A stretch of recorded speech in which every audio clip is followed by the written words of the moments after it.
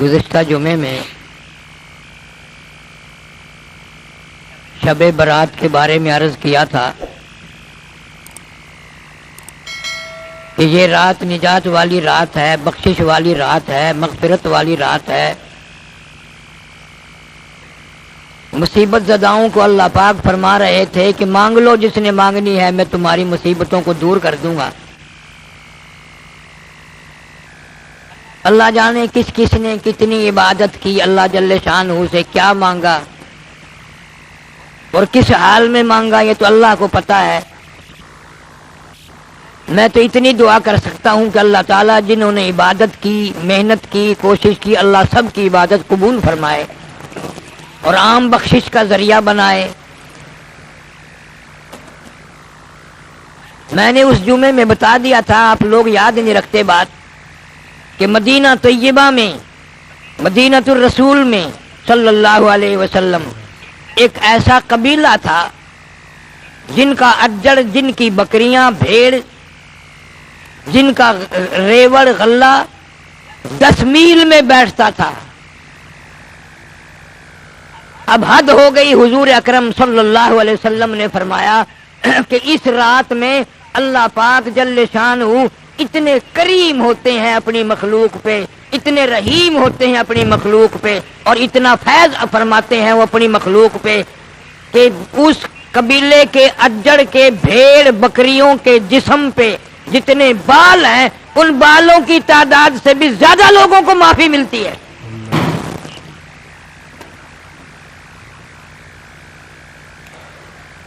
کتنے لاکھ بھیڑ بکریاں ہوں گی، کتنے جانور ہوں گے 10 میل میں جو بیٹھتا تھا۔ فرمایا ہر مانگنے والے کی مانگ اللہ قبول کرتا ہے، عبادت گزار کی عبادت کو قبول کرتا ہے، صدقہ خیرات کرنے والی کے صدقہ خیرات کو قبول کرتا ہے۔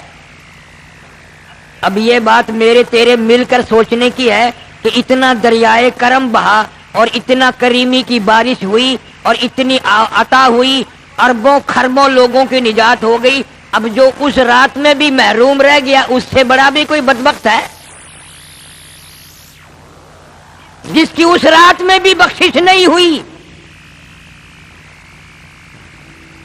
اتنی رحمت کی بارش برسی، اتنا کرم کا دریا بہا، پھر بھی رہ گیا۔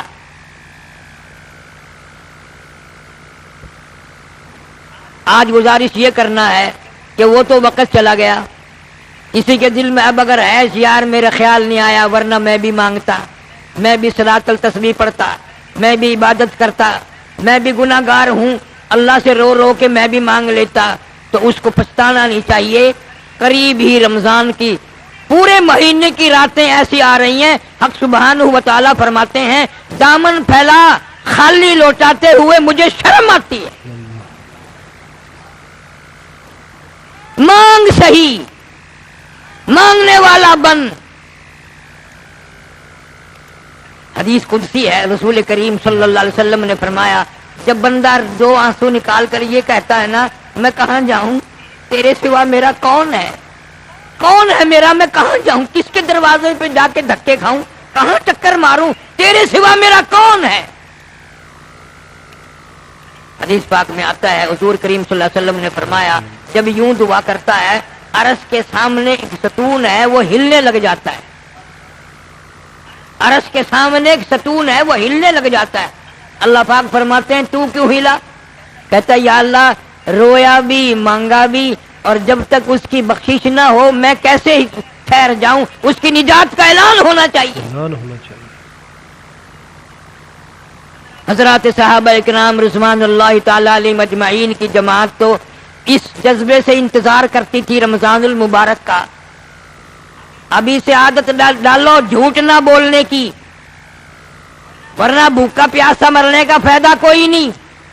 روزے بھی رکھو، جھوٹ بھی بولو، روزے بھی رکھو، کم تولو، روزے بھی رکھو، کم ناپو، روزے بھی رکھو، بے ایمانی کرو۔ الٹا لعنت بنتا ہے روزہ آدمی کے لیے اگر یوں خراب کیا جائے۔ سیدنا علی مرتضی رضی اللہ تعالی عنہ فرماتے ہیں حضور کریم صلی اللہ علیہ وسلم نے فرمایا اے علی میں تیرے نزدیک کتنا محبوب ہوں، تو مجھے کتنا اچھا جانتا ہے. کہتا ہے گرمی کے موسم میں، رمضان کے مہینے میں جتنا آدمی شام کو ٹھنڈے پانی کو اچھا جانتا ہے، میں اس سے بھی اچھا آپ کو جانتا ہوں، میں اس سے بھی اچھا جانتا ہوں. امیر المومنین خلیفۃ المسلمین سیدنا عثمان ابن عفان رضی اللہ تعالیٰ عنہ جلیل القدر صحابی ہے. اتنا عظیم جوان ہے، اتنا کریم جوان ہے، اتنا مخلوق کے ساتھ سلوک کرنے والا، جو ہر روز ایک قرآن مجید ختم کیا کرتے تھے. اللہ کتنا بد نصیب ہے وہ آدمی جس سے سال میں بھی قرآن ختم نہ ہو. اور حضرت عثمان رضی اللہ تعالیٰ عنہ قسم کھا کر فرماتے ہیں، مالک کی کائنات کی قسم، مجھے مدنی کریم صلی اللہ علیہ وسلم نے الف لام میم سے لے کر والناس تک میں نے سارا قرآن حضور کریم صلی اللہ علیہ وسلم سے یاد کیا. سارا قرآن حضور سے یاد کیا. اندازہ لگاؤ، استاد بھی دیکھو شاگرد بھی دیکھو. استاد محمد مصطفیٰ ہے صلی اللہ علیہ وسلم، اور شاگرد حضرت عثمان رضی اللہ تعالیٰ عنہ ہے. اب تمہارا خیال یہ ہے کہ چلو جی وہ نمازیں زیادہ پڑھتے ہوں گے، روزے زیادہ رکھتے ہوں گے.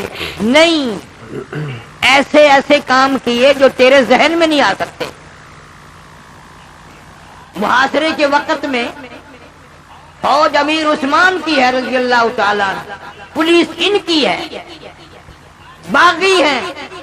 حضرت علی رضی اللہ تعالیٰ عنہ جیسے فوج میں جرنیل ہیں، سعد ابی وقاص جیسے جرنیل ہیں، طلحہ جیسے جرنیل ہیں، اور آتے کہتے ہیں اجازت دو انہیں مار کر ہم بھگا دیں گے.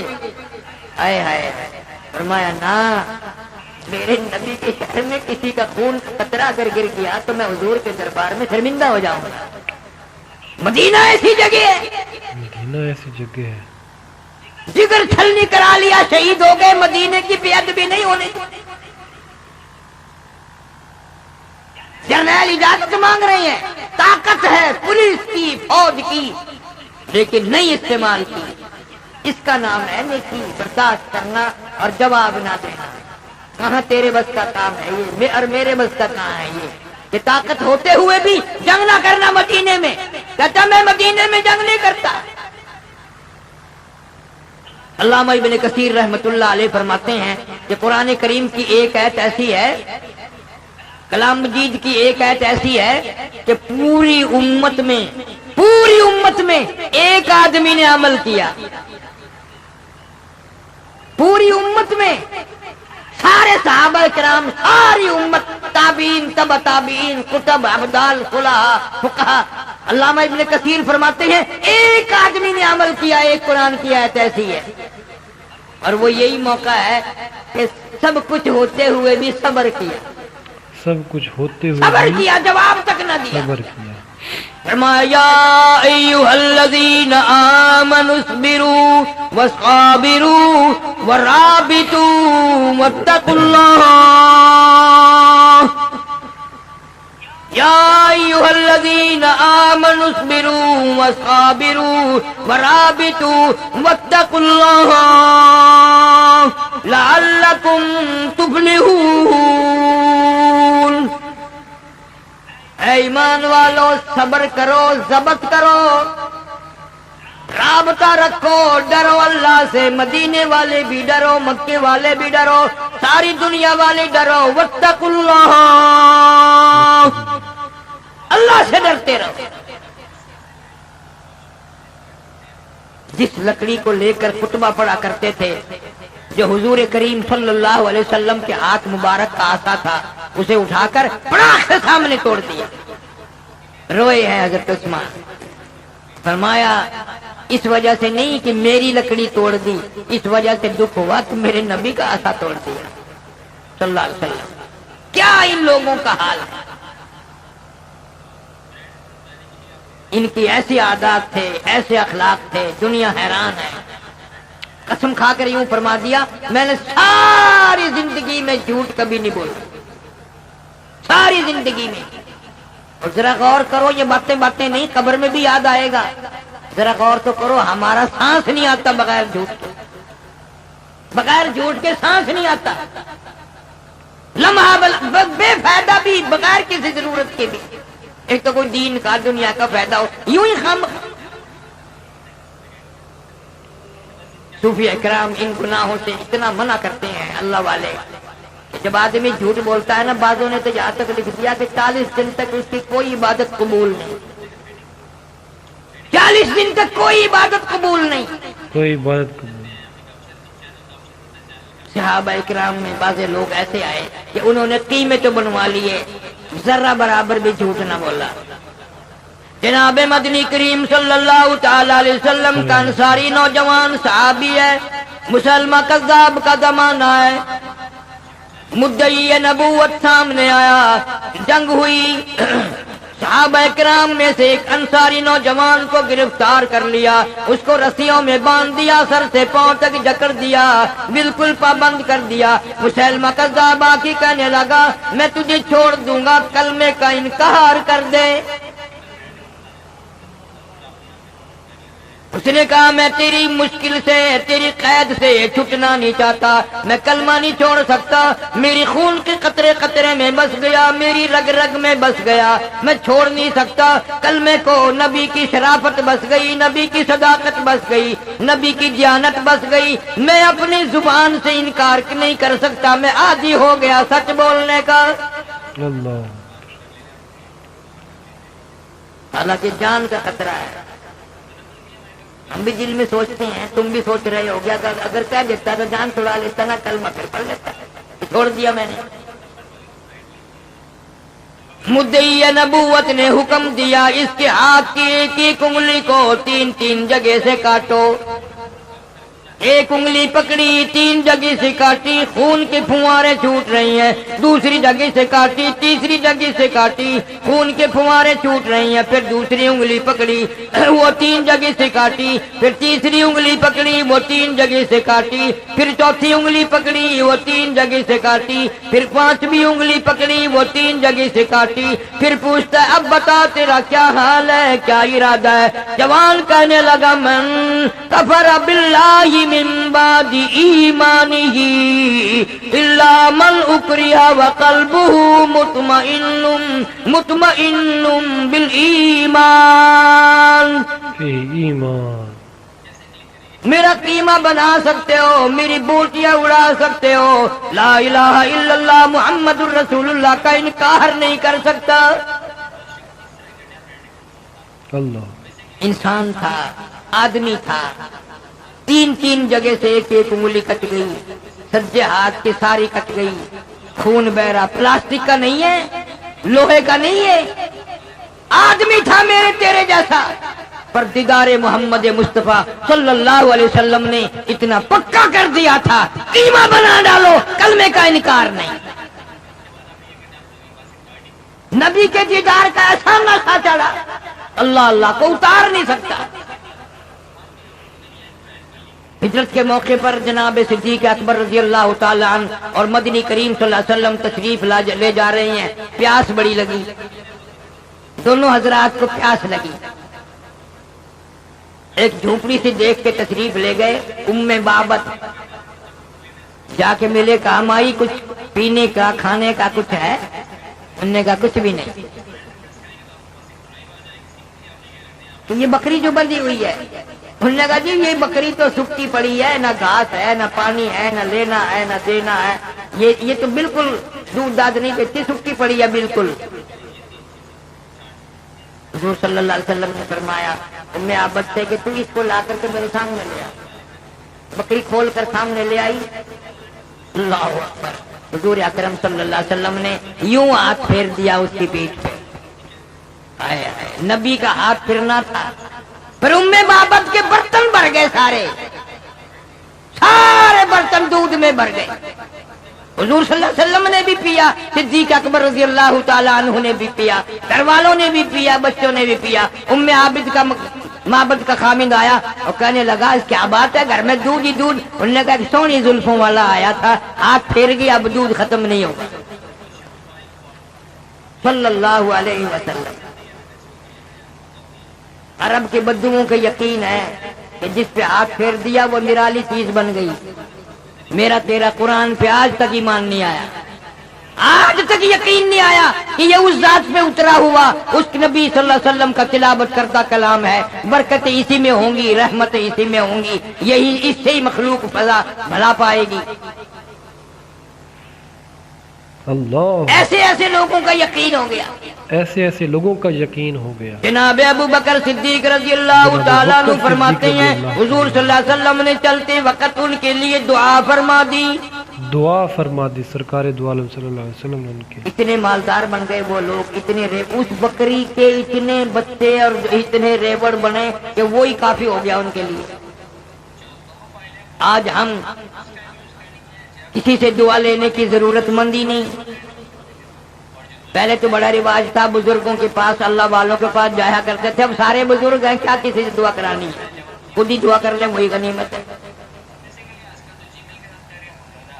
تو فرمایا اللہ پاک جل شانہ نے تمام مسلمان مرد ایمان والے ڈرو, ہر وقت ڈرو, خوف کھاؤ میرے سے, میں بڑا کریم بھی ہوں تو بڑا قہار جبار بھی ہوں.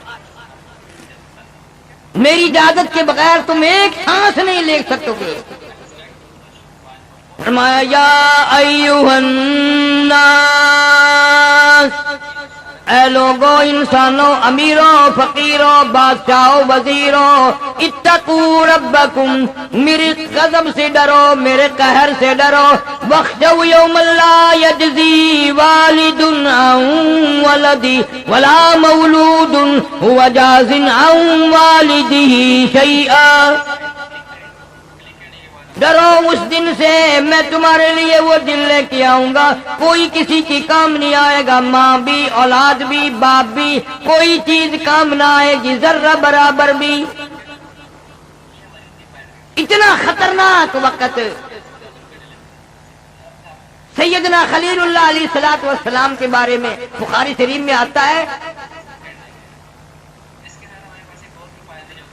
اتنا سخت عذاب ہوگا, اتنا گھبراہٹ کا, ایک گھڑی اتنی گھبراہٹ کی آئے گی کہ خلیل اللہ بھی پکار اٹھیں گے, لا اسألوک غیر ھذا, یا اللہ میں کسی غیر کا سوال نہیں کرتا, مجھے بچا لے, مجھے بچا لے.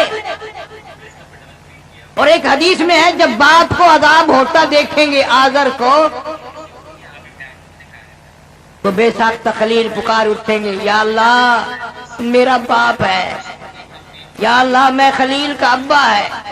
حکم ہوگا فرشتوں کو اس کی شکل بدل ڈالو, بگیاڑ کی شکل بنا دو تاکہ میرا خلیل دیکھے نہ دیکھے نہ دکھ ہو. شکلیں بدل دی جائیں گی. ہمیں بالکل بھی احساس نہیں قیامت ہے کیسی. مسلم شریف کی ایک روایت میں ہے اتنی لمبی زبان ایک آدمی کی باہر نکل آئے گی, اس پہ 18 آدمی کھڑے ہو سکے. مارے پیاس کے, مارے شدت پیاس کے, اتنی لمبی زبان لٹک جائے گی. بھلا خود سوچو 50,000 سال کا دن ہو اور سوا نیزے پہ سورج ہو, نہ پانی, نہ کنویں میں, نہ نالے میں, نہ دریا میں, نہ سمندر میں, نہ زمین میں پانی نہ نظر آئے. پانی 50,000 سال تک پانی نظر نہ آئے. کوئی گھٹنوں تک, گوڈوں تک پسینے میں غرق ہے, کوئی ناف تک اپنے پسینوں میں غرق ہے, کوئی چھاتی تک پسینوں میں غرق ہے, کوئی پسینے میں بالکل ڈوبا ہوا ہے. تو یوں آتا ہے حدیث پاک میں, ارشاد حضور صلی اللہ علیہ وسلم کا کہ اکثر آدمیوں کے آنکھوں سے خون, پانی کے بجائے خون بہے گا اور ناک کے ذریعے بھیجا بہ کر نکل جائے گا. مگر 7 قسم کے آدمی جو ہیں اس گرمی میں بھی, اس گھبراہٹ میں بھی عرش کے چھاؤں میں ہوں گے, عرش کے نیچے ہوں گے 7 قسم کے آدمی. ایک وہ بادشاہ جو عدل کرتا ہے, انصاف کرتا ہے, وہ بادشاہ. بہت دن پہلے کی یہ کیسٹ بھی ہے, شاید باہر سے مل جائے آپ کو, قیامت اور سایہ, اس میں تفصیل ہے. بادشاہ عادل, انصاف کرنے والا بادشاہ, اس کو عرش کے سائے میں جگہ ملے گی. اور ایک وہ آدمی جو اللہ کے ذکر میں ہر وقت لگا رہتا ہو اور مسجد اس کے دل میں، اس کا دل مسجد میں ہی اٹکا رہے، مسجد میں ہی بیٹھا رہے، اللہ اللہ کرتا رہے، جو ضرورت پڑی کھایا پیا، باقی وقت اپنی اللہ اللہ مسجد میں گزارے۔ یہ تو کتنا آسان ہے۔ جو اس گرمی سے بچنا چاہے، جو اس گھبراہٹ سے بچنا چاہے، جو اس تباہ کاری سے بچنا چاہے، اسے چاہیے کہ مسجد میں اللہ اللہ کیا کرے۔ اور ایک وہ آدمی ہے جس کو کوئی خوبصورت حسین عورت دعوت دے برائی کی، بلائے کہ آ جا، ہو بھی حسین ہو بھی خوبصورت، اور بلائے کہ آ جا، اور وہ آگے سے یوں کہہ دے میں تو اللہ سے ڈرتا ہوں، میں تو اللہ سے ڈرتا ہوں۔ خدا جانے کہاں ہوں گے ایسے لوگ۔ یہاں تو کالا برقع دیکھ کے ویسے گدے کی طرح ہینگنے لگ جاؤں، بغیر بلائے بلاوے کی کون ہی نہیں۔ یہ آج کل کے جو کھرات پھر ہے پر پرانی عمر کے، بجائے اللہ سے ڈرنے کے اب بھی وہ ریکارڈ بجتے ہیں نا، باجے بجتے ہیں، منہ سے کرنے لگ جاتے ہیں، منہ سے ڈھولک بجانے لگ گئے۔ اندازہ لگاؤ اے نہیں کنجر کا پتر، ادھر کیا ہو رہا ہے، تم عمر کیا ہے اور حالات کیا ہیں۔ اپنی عمر کو تو دیکھے آدمی۔ فرمایا قل اللہ یحییکم ثم یمیتکم ثم یجمعکم الی یوم القیامۃ لا ریب فیہ۔ تم یوں نہ سمجھو کہ خود بخود پیدا ہو گئے، تم نہ تھے، میں نے پیدا کیے۔ ثم یمیتکم، پھر تمہیں موت دے دوں گا، ثم یحییکم، ثم الیہ ترجعون، پھر کھڑا کر کے ایک ایک سانس کے بارے میں پوچھ لوں گا، جوانی کہاں گزاری، رات کہاں گزاری، دن کہاں گزارا، صبح کیا کرتے ہوئے گزری، شام کیا کرتے ہوئے گزری۔ اس لیے کہتا کہ سنا ہے روز محشر میں کہ شدت کی گرمی بڑی ہوگی، سنا ہے روز محشر میں کہ شدت کی گرمی بڑی ہوگی، زبان ہر ایک بشر کی دہن سے باہر پڑی ہوگی، بہن سے بھائی کا نہ مطلب اور نہ بیٹا باپ کا ہوگا، وہاں تو اپنے اپنے دم کی سب کو ہی پڑی ہوگی۔ جناب فاطمہ ساتھ مانگے گی شہیدوں کی، تو خون ٹپکے گا آنکھوں سے، وہ ایسی ہی گھڑی ہوگی۔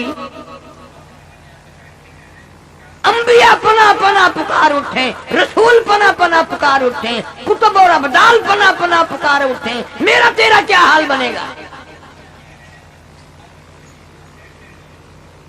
ڈر خدا کی ذات سے ابھی زندگی کے سانس آ رہے ہیں۔ فرمایا کلوا وتمتعوا قلیلا انکم مجرمون، کھا لو پی لو مزے اڑا لو، ہو تم پرلے درجے کے مجرم، میں نے تمہارے لیے جہنم تیار کر رکھا ہے، بڑے بڑے عذاب تیار کیے بیٹھا ہوں۔ ایک ایک فرق، اتنا مجسم قربانی، عورت بھی نرالی مرد بھی نرالے۔ جنگ احد ہے، حضور کریم صلی اللہ علیہ وسلم کی پھوپھی کو پتہ چلا، سیدہ صفیہ رضی اللہ تعالی عنہا، میرا بھائی امیر حمزہ شہید ہو گیا رضی اللہ تعالی عنہ، بھائی کی محبت نے بہن کو بےتاب کر دیا، مدینے سے باہر نکلی، دوڑ رہی ہے، احد پہاڑ کی طرف چڑھ رہی ہے، حضور کریم صلی اللہ علیہ وسلم کی نگاہ پڑ گئی، فرمایا زبیر جاؤ اپنی والدہ کو روک دو، اپنی والدہ کو روک دو، لاش کا حال میں نے سنا ٹھیک نہیں، عورت ذات ہے گھبرائے گی، پریشان ہو جائے گی۔ حضرت زبیر دوڑے ہیں اور آ کر کے کہا ماما ٹھہر جا، کیوں نہ جا، अरब की ताकतवर माई, हाशमी खानदान की माई, एक मारा गुस्सा बेटे को ऊपर फेंके मारा। तू अल्लाह, कौन है रोकने वाला? तू कौन है रोकने? ताकतवर इतनी, जवान बेटे को मुक्का मार के परे गिरा दिया। और हजरत जुबैर रजी अल्लाह ताला अन्हु फिर हुजूर की खिदमत में गए। सारे कह दो सल्लल्लाहु अलैहि वसल्लम। ये जी हुजूर रुकती की नहीं। खिदमत में गए। आपको भी अपने जानिसारों पे कितना एतमाद था, अपने बेशक। परवानों पे कितना यकीन था, अपने मस्तानों पे कितना यकीन था। फरमाया तूने किस तरह रोका था? कि जी मैंने तो यूं कहा ठहर जा। ना ना ना, यूं नहीं, जाकर के अपनी अम्मा को यूं मेरा नाम लेके तुझे हुजूर ने मना फरमाया तुझे हुजूर सल्लल्लाहु ने अलैहि मना वसल्लम। फरमाया।